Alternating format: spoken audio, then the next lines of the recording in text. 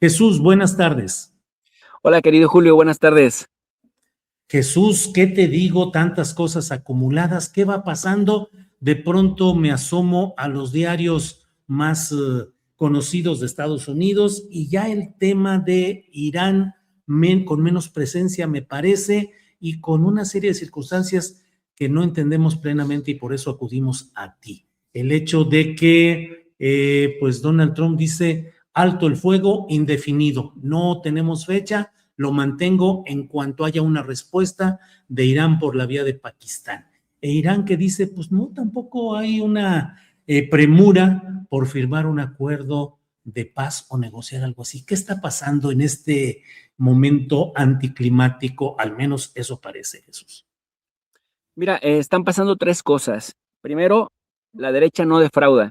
La derecha en México y el mundo es corrupta, es mañosa, es tramposa, es ventajosa, es fascista, es supremacista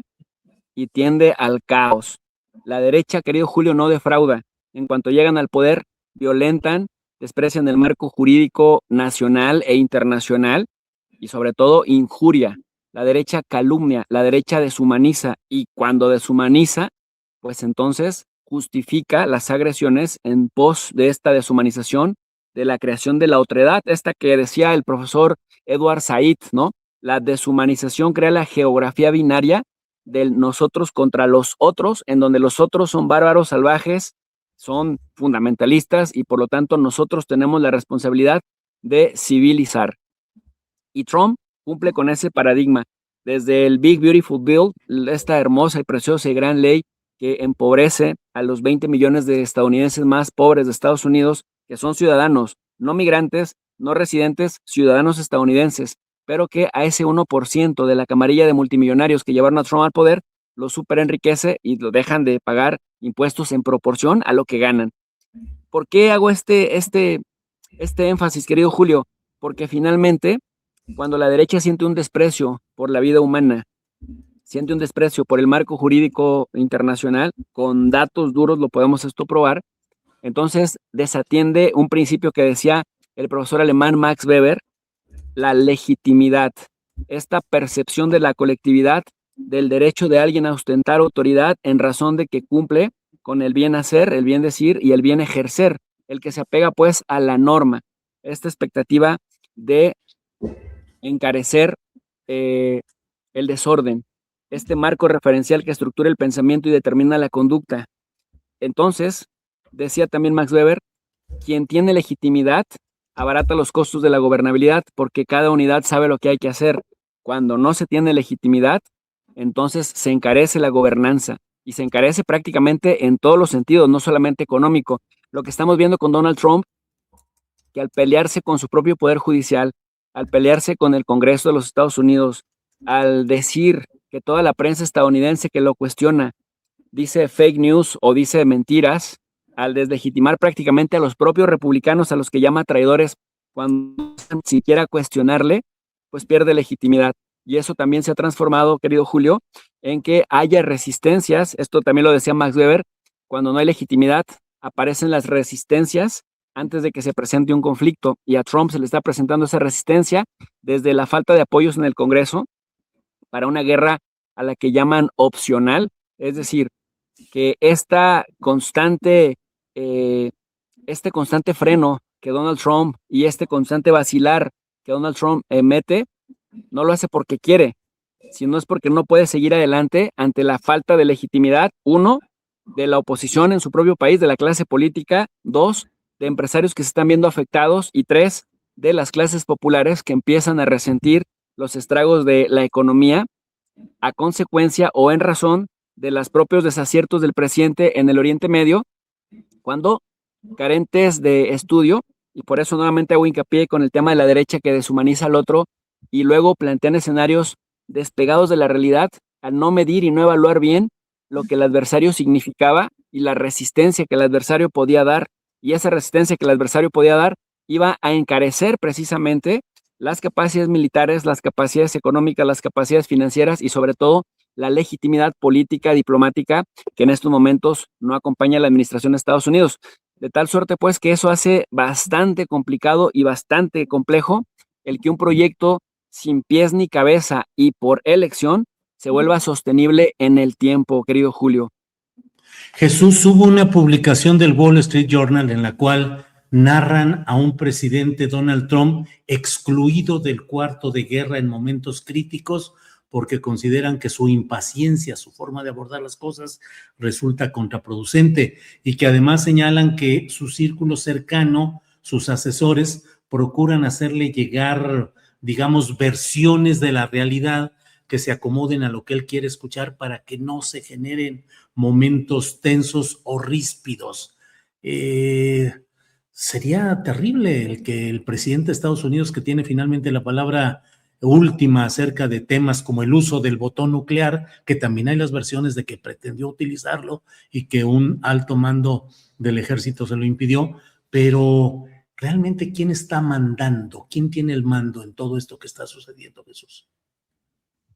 Es muy interesante. Me parece que el complejo militar industrial, pero es muy interesante, querido Julio, lo que planteas. Y sí, leí, también lo publicó el think tank conservador The Atlantic, que tiene sede en Washington, que también es muy promotor de la guerra, y también lo publicó el Instituto para el Estudio de la Guerra, de tal suerte pues que ya son diferentes medios los que van planteando la hipótesis de que Trump está ya en furia, de que Trump es bastante neurótico cuando se va enterando de información que le es adversa a la narrativa que él está manejando y que efectivamente lo ponen en el cuarto de al lado prometiéndole que si los deja operar, pues les van a dar los resultados que él demanda, pero necesitan que esté un poco fuera de las decisiones. Esto lo han planteado, centros de investigación bastante fuertes, que además son belicistas, históricamente han apoyado la guerra en Irak o en Afganistán y también le dieron mucho impulso a un ataque contra Irán. Decía, hay literatura, Julio, la he estado también leyendo, necesito contrastar más, necesito confirmar, verificar un poco más, pero que se habla de los antecedentes del papá de Trump, de Fred Trump, que se dedicaba a los negocios inmobiliarios y que efectivamente también tenía una especie de demencia frontotemporal y que también al señor le llevaban contratos, le llevaban reportes, le hicieron una oficina especial porque parece que también tenía Alzheimer y le pintaron un mundo pues muy a su medida para que no tuviera que salir de esta oficina que le hicieron en su domicilio. Entonces, si este es un antecedente verídico que cada vez circula más en distinta literatura, pues pudiera ser que Trump por ahí ande ya a estas alturas, porque es irrisorio, Julio, y cualquier analista medianamente serio que le eche un vistazo a la lógica trumpista, pues no tiene ni pie ni cabeza. Mira, el 21 de abril, o sea, ayer, el 21 de abril, Donald Trump estalló en furia y con adjetivos descalificativos se refirió al The Wall Street Journal, al The Washington Post, al The New York Times, hasta el programa 60 Minutos, que lo suelen entrevistar muy a menudo y le ayudaron a hacer campaña. Bueno, pues hasta esos les decía que eran mentirosos, nefastos, tristemente célebres. Les decía los poca audiencia, los a punto de desaparecer. Se refirió a Hakeem Jeffries, el líder de la minoría demócrata en la Cámara de Representantes, y a Chuck Schumer, el líder de los demócratas en el Senado. Se refirió como los lunáticos de izquierda radicales, traidores a la patria, por cuestionarlo a él, porque decía, o les cuestionaba a Trump en este artículo lleno, en este mensaje lleno de insultos en Truth Social, que la gente puede contrastar, que cómo se atrevían a dudar que en esta operación Martillo de Medianoche, en junio del año 2025, en donde él había acabado con todos los reactores nucleares de Irán, cómo se atrevían a cuestionar, a poner en tela de juicio la capacidad y la eficacia de las Fuerzas Armadas brillantes de Estados Unidos, heroicas, cuando él dijo que ya habían destruido todo. Y entonces aquí viene la pregunta, si ya destruiste todo en junio del 25, pero luego el 28 de febrero me dijiste que lanzaste una guerra atroz, criminal, sin justificación alguna, no provocada, que no te representaba ese país una amenaza a tu existencia, ni a tus intereses, y mucho menos a los intereses de tus principales socios comerciales, la razón fue, no voy a permitir que Irán tenga armas nucleares. Pero ¿cómo? Si el martillo de medianoche ya destrozaste todo, pues obviamente para el 28 de febrero Irán no podría, imposible, reconstruir sus capacidades nucleares con fines bélicos, que tiene un nivel de complejidad brutal, pero además en esta primera semana siguió bombardeando reactores nucleares junto con Israel, al punto que Rosatom de Rusia reclamó y, bueno, puso el grito en el cielo porque decían es demasiado peligroso porque pueden tener un accidente como en Fukushima en 2011 en Japón. Entonces, contradicciones enormes, gigantescas, que sabotean la propia narrativa trumpista y la deslegitiman, pues te lleva a pensar que sí hay ahí un problema muy importante y que quienes están beneficiando en su círculo cercano, por ejemplo, Pete Hegseth, Julio, ya lo platicamos acá en tu espacio, a través de su broker se pusieron a comprar un montón de acciones del complejo militar industrial y después provoca la guerra, las acciones se encarecen y ahora el tipo es millonario y Trump ha hecho una fortuna valuada en miles de millones de dólares, pues eso te habla que ni siquiera en una situación tan compleja como esta han dejado de lucrar. Sin embargo, las propias acciones contradictorias nos llevan a observar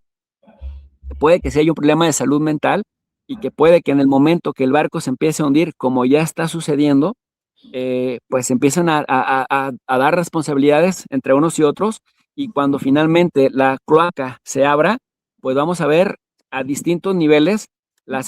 cadena de responsabilidades que van a tener que rendir cuentas, primero electoral y después legal, porque todo se está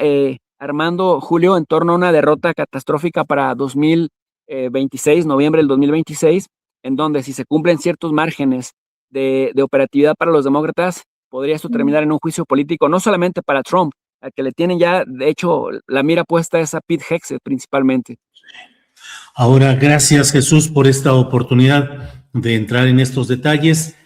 Voy cerrando compartiendo contigo lo que está publicado en la página, en el portal del Washington Post. Dice, el Pentágono informa al Congreso que la remoción de minas del estrecho de Hormuz podría llevar 6 meses. La evaluación del Pentágono, compartida en una sesión informativa clasificada para legisladores, sugiere que los precios de la gasolina y el petróleo podrían mantenerse elevados hasta las elecciones de mitad de mandato. Desde luego, esto implicaría una catástrofe para Donald Trump en términos electorales en las elecciones intermedias que vienen. Pero para el mundo en general y para México, ¿qué significaría el mantenimiento estancado de este conflicto en el estrecho de Hormuz específicamente? Suministro de combustible, inflación, descomposturas económicas generalizadas. ¿Qué esperar el mundo y México, Jesús? Pues mira, tanto el mundo como México principalmente, porque hasta el 85% de nuestras exportaciones tienen como destino Estados Unidos, pues podemos esperar algo catastrófico económicamente, y que si se extiende en el tiempo, pues nos va a llevar a una depresión. O sea, primero está la recesión. Después de la recesión, pues sí, viene la depresión, y la depresión, pues nos puede llevar a un escenario parecido al de 1929, ¿no? La Gran Depresión, en donde prácticamente bolsas de valores, bancos centrales, hipotecas, etcétera, todo se derrumba y genera estragos que se traducen finalmente en la muerte de millones sobre todo los millones de personas más pobres, que también está demostradísimo, Julio, haciendo una analogía un poco paralela,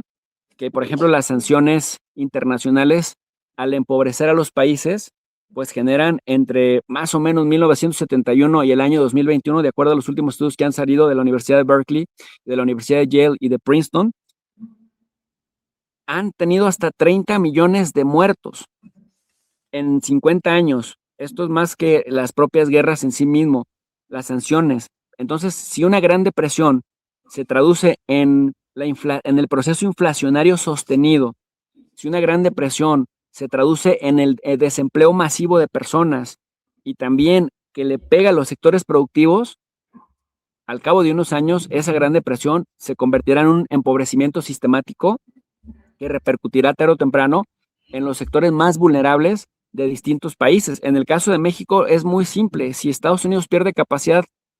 adquisitiva, al nosotros ser uno de sus principales proveedores, representamos hasta el 16% de su comercio, pero ellos para nosotros representan el 85% de nuestras exportaciones. O sea que también nos va a impactar al sector productivo, también nos va a impactar al sector servicios, porque si no tienen para vivir, mucho menos van a tener para pasear y para demandar nuestros servicios. Y México, digamos, es el caso paradigmático por la cercanía que tenemos con ellos, pero en una economía tan concatenada, en una interdependencia tan compleja, en donde las naciones finalmente se ven arrastradas cuando un gigante de estas magnitudes se ve afectado. Y aquí lo peor es que se ve afectado por propias decisiones, por una guerra de elección, que esto es lo que ha sido la diferencia con Irán y que han resistido y que no tienen tanta prisa porque finalmente los iraníes saben que si pueden llevar a Donald Trump hasta noviembre de 2026 y en el Inter, si no le pueden hacer pagar el precio de forma militar, se lo pueden hacer pagar de forma económica, financiera y comercial, me parece que lo van a intentar por ahí. Es decir, finalmente la guerra de desgaste se va a resentir en la economía de una sociedad como la estadounidense, que a diferencia de la iraní o de la mexicana, Julio, no son tan resilientes. Y en ese sentido, Trump y los intereses que le están apoyando parece que cada vez están siendo más repudiados en el propio Estados Unidos, al punto que Trump en el último, digamos, en la última evaluación, tiene solo 36% de aprobación, o sea, ya tiene un punto menos que el propio Joe Biden, del que Trump ha dicho que era el presidente más rechazado de la historia. Bueno, pues ahora vemos que esto se le está trasladando a él y el costo es enorme, pero si ellos viven por el mantenimiento político, el daño que están haciendo para poderse mantener más o menos sobreviviendo políticamente en la sociedad va a ser tremendo, Julio. Híjole, Jesús, pues muchas gracias por toda esta revisión, este repaso, estas previsiones de lo que puede darse y la lectura de lo que está sucediendo. Así es que, Jesús, muchas gracias por esta ocasión, a reserva de lo que desees agregar, como siempre agradecidos de que estés aquí con nosotros, Jesús. Al contrario, Julio, siempre agradecido de que tomen en cuenta mi participación. Les mando un fuerte abrazo. Gracias, Jesús, hasta pronto.